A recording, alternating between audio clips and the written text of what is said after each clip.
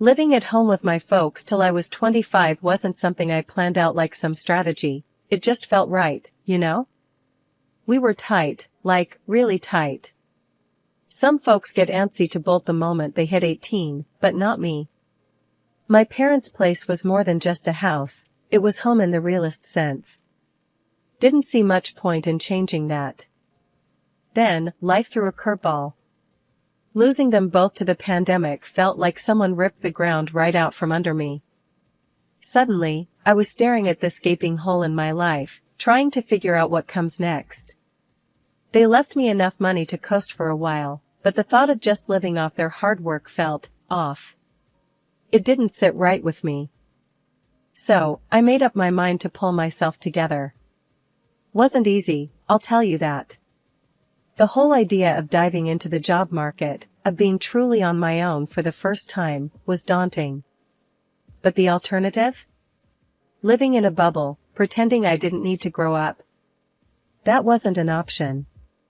Not anymore. Finding a job wasn't a walk in the park, either. Ended up landing a gig as a manager at this trading company. The work was a whole new world for me, but I dug my heels in, determined to make it work. Gotta start somewhere, I told myself, over and over. I remember running into an old friend from school, Jake, while I was out grabbing lunch one day. He spotted me first. "Hey, isn't that the homebird, Emily? Still living in your folks' nest?" he teased, a smirk playing on his lips. His words stung, more than I wanted to admit. I squared my shoulders, facing him head-on. "Actually, Jake, I'm managing on my own now. Got a job and everything," I shot back, the words laced with a mix of pride and defiance. "Oh, look at you, all grown up and independent. Never thought I'd see the day," he laughed, but there was no real warmth in it. "Yeah, well, people change. Things happen. You learn to stand on your own 2 feet," I replied, my tone sharper than I intended. The conversation felt like walking through a minefield, each word carefully chosen, but loaded. Jake shrugged, the conversation clearly not going the way he expected. "Fair enough. Good for you, Emily. Really." We parted ways shortly after, the encounter leaving a sour taste in my mouth. It was a reminder of how far I'd come, sure, but also of how much further I had to go. That night, as I sat alone in the quiet of the house that used to be filled with my parents' laughter, I couldn't help but feel a mix of emotions. There was fear, yeah, but also a budding sense of determination. I was on a path they'd never get to see, forging a new life from the remnants of the old. The chill in the air wasn't just from the December cold, it was my first holiday season without my folks. The Christmas sale crowd was a mix of frantic and festive, a sharp contrast to my own numb wandering. That's when I bumped into him, literally. "Ouch. Watch it," I started, more out of surprise than pain. Sorry, my fault entirely," he replied, catching a box of Christmas ornaments before it hit the ground. "This crowd is wild, huh?"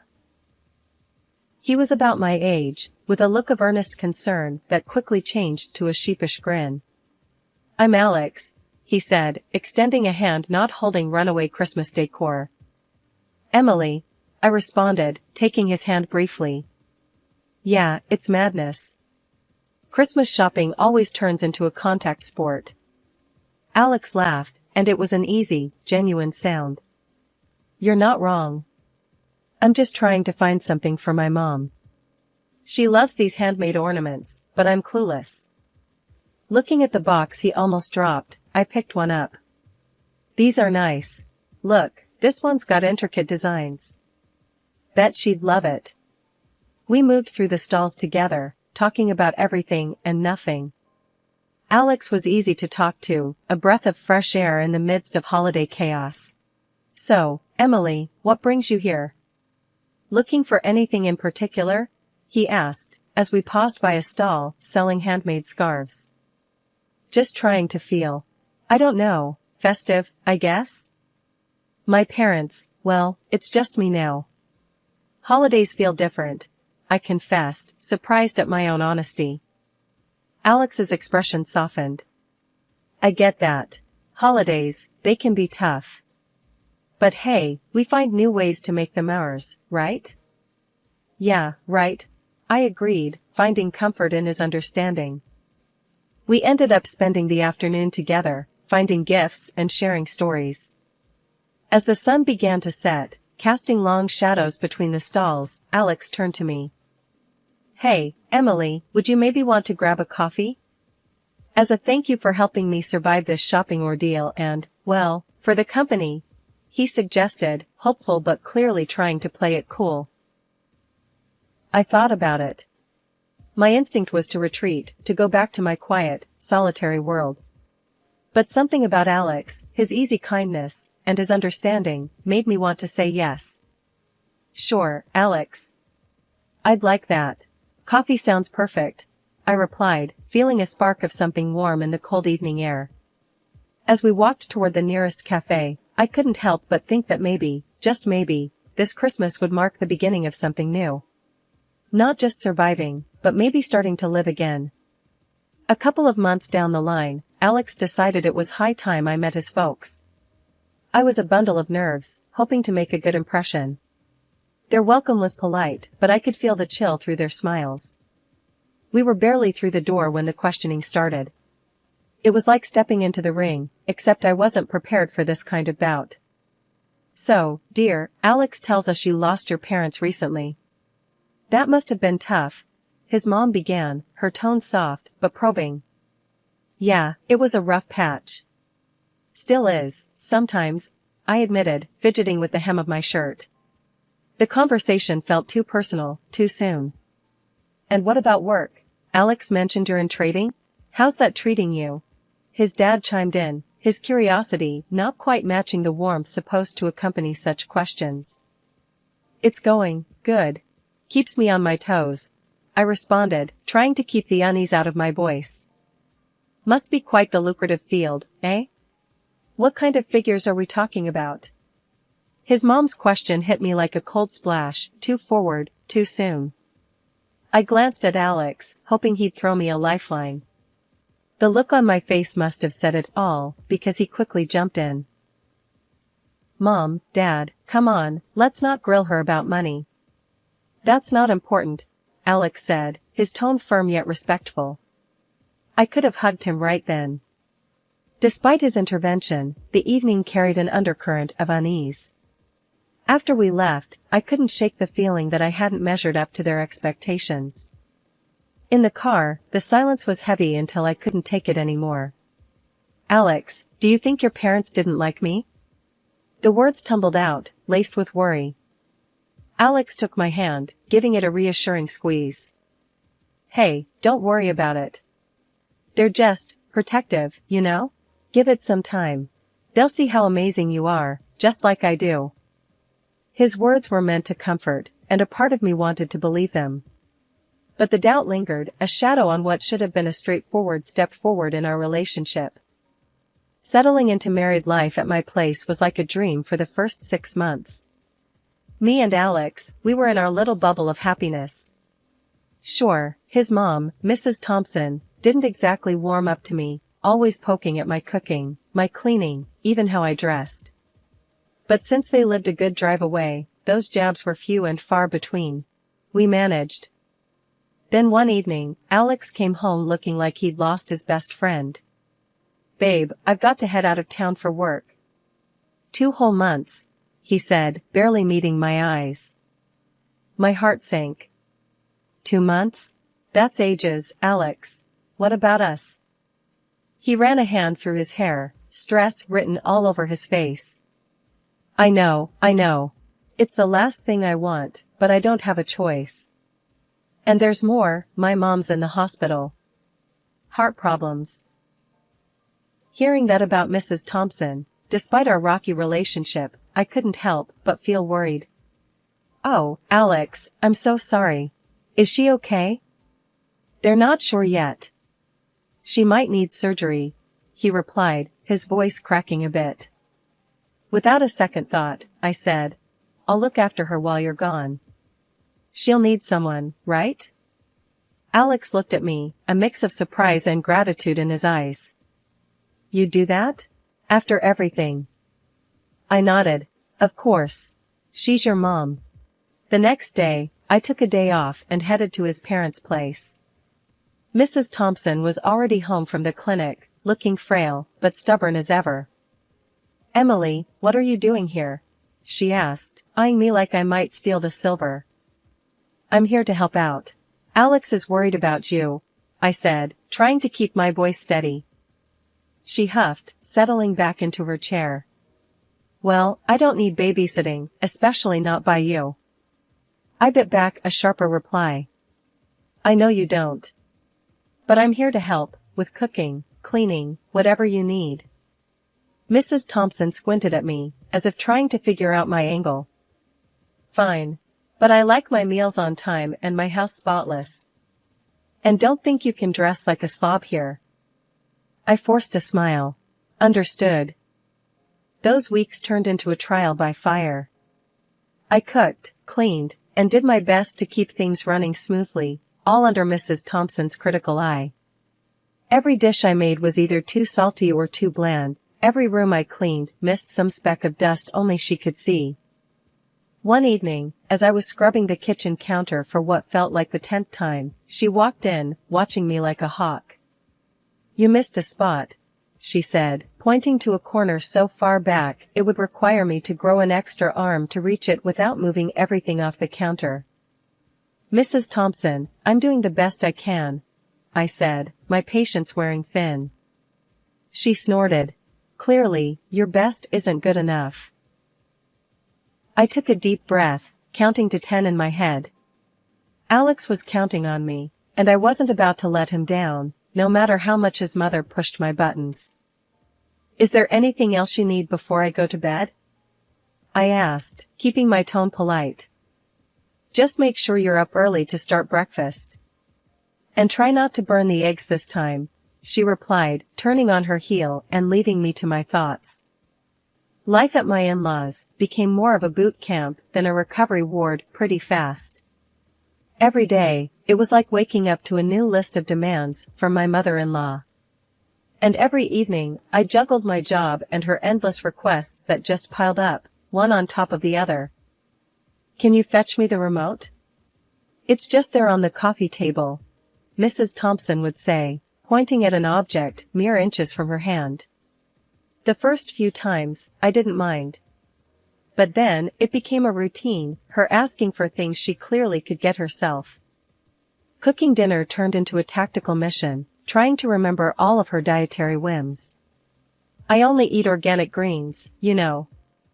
And the chicken needs to be cooked just so," she'd instruct, her voice carrying that tone that said any deviation would be unacceptable. Evenings, the only time I could catch my breath, were hijacked by the blaring TV. Mr. Thompson had a thing for action movies, the louder, the better. There I was, exhausted, trying to find some peace, but instead, getting a front row seat to explosions and car chases. "You know, Emily, ever since you married my son, my health has just gone downhill," Mrs. Thompson threw at me one evening, out of nowhere. Her words stung, especially since I was bending over backward, trying to make her life easier. I tried to keep my cool, but it was getting tougher. "I'm really trying my best here, Mrs. Thompson. I don't see how my being with your son is causing your health issues." Her lips pursed into a thin line, clearly displeased. "Well, if you can't see it, I'm not sure how much help you are here." I was at my wit's end, dreaming of my own bed, my own kitchen, my sanctuary. But then, Alex called. "Babe, I'm so sorry, but I'm stuck here for another 2 months. The project's just not wrapping up as we expected." Hearing his voice, tired and strained, I wanted to be strong, to not add to his stress. "It's okay, Alex. We'll manage somehow," I said, trying to sound more confident than I felt. "Are you sure? Mom's not giving you a hard time, is she?" he asked, worry creeping into his voice. I paused, not wanting to worry him, but honesty won out. "It's been challenging. But I'm handling it. Focus on your work, love.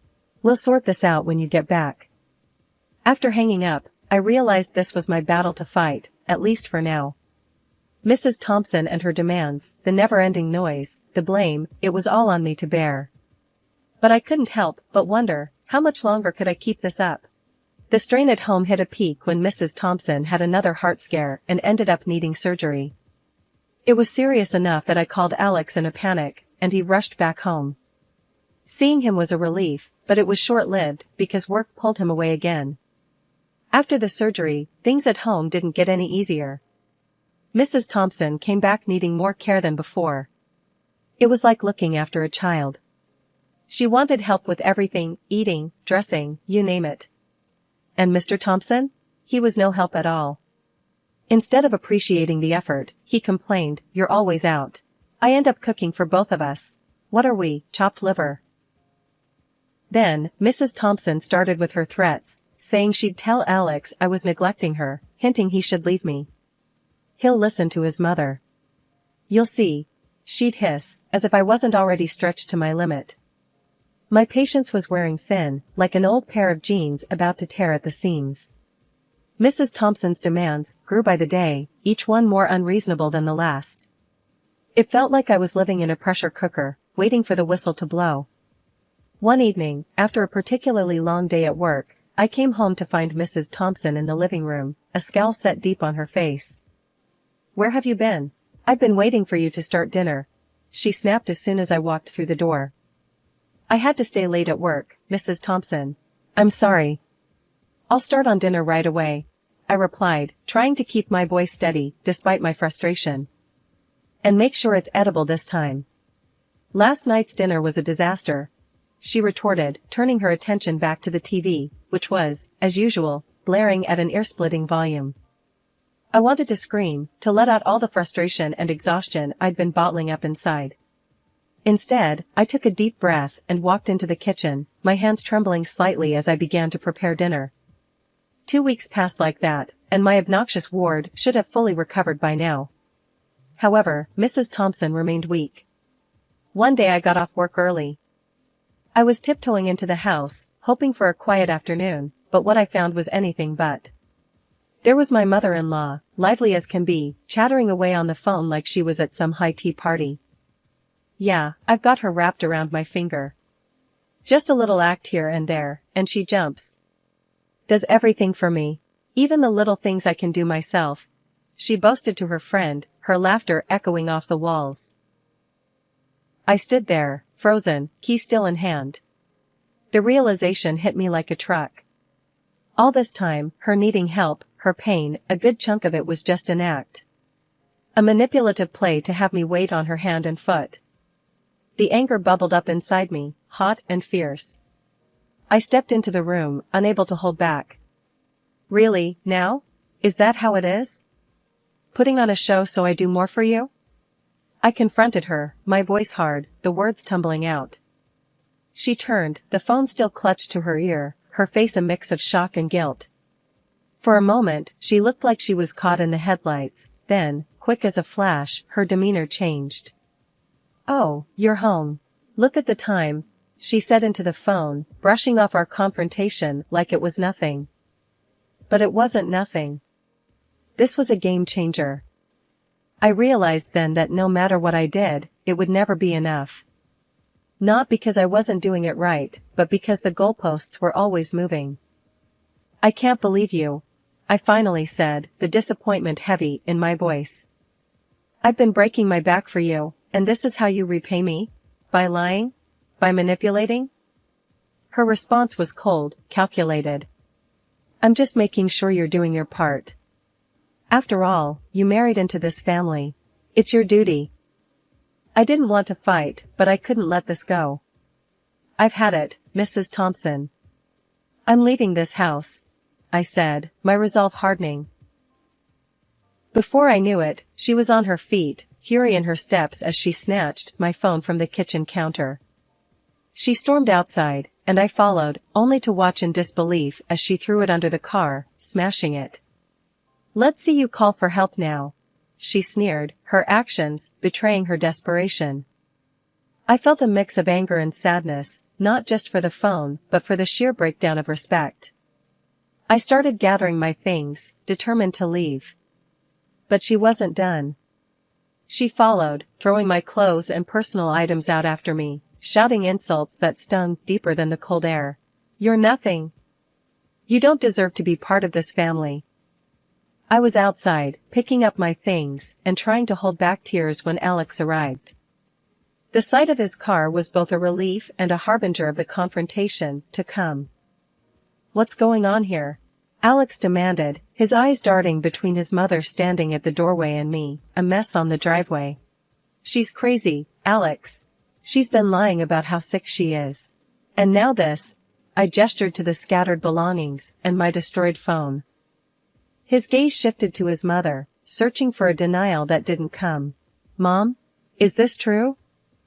Mrs. Thompson's facade crumbled, but her defiance didn't. "She was never good enough for you, never good enough for our family." Walking into his parents' house, Alex was a storm dressed in human skin. His face was set, his jaw tight, ready to confront the hurricane his parents had brewed. "I can't believe what I've been hearing and seeing. How could you?" Alex started, his voice heavy with disappointment and anger. His mom, Mrs. Thompson, shot back. "Oh, now you're going to believe her over your own mother? She's turned you against us, filled your head with lies." "That's enough, Mom." Alex's voice cut through her accusations like a knife. "I've seen the videos. I've heard the recordings. I've heard enough of your words about her. There's no denying what you've done." The color drained from Mrs. Thompson's face as realization sank in. Her bravado faltered, her usual sharp tongue suddenly heavy in her mouth. "And you," Alex turned to his father, "you just stood by? You let this happen?" Mr. Thompson shifted uncomfortably, the guilt evident in his avoidance, to meet his son's gaze. Alex continued, his disappointment unwavering. "Did you know that she sold her parents' house to pay for your wife's operation? Because the insurance wouldn't cover it all? We were planning to build a new house, a place where we could all live together. But not anymore." The room went silent, the weight of Alex's words pressing down on everyone. Mrs. Thompson, tears streaming down her face, reached out. "Please, I didn't know. I can change. We can forget all this happened." But Alex was resolute. "It's too late for that. You've shown us who you really are. We're done here. I'm done."